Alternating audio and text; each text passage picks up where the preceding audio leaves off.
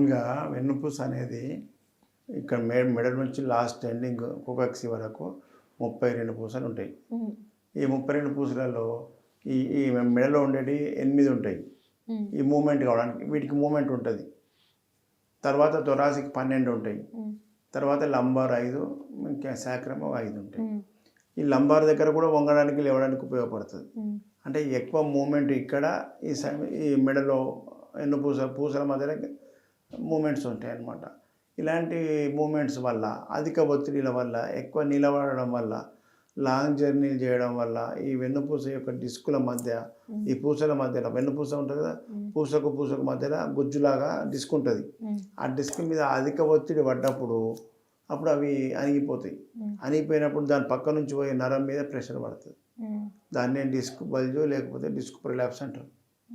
అప్పుడు ఆ నరం ఎక్కడ సప్లై అవుతుందో ఆ నరం అంతా కూడా లాగుతూ ఉంటుంది. ఒకటే సియాటిక నరం అంటారు. వంగరాదు, నిలబడలేరు, 5 నిమిషాలు నిలబడలేరు.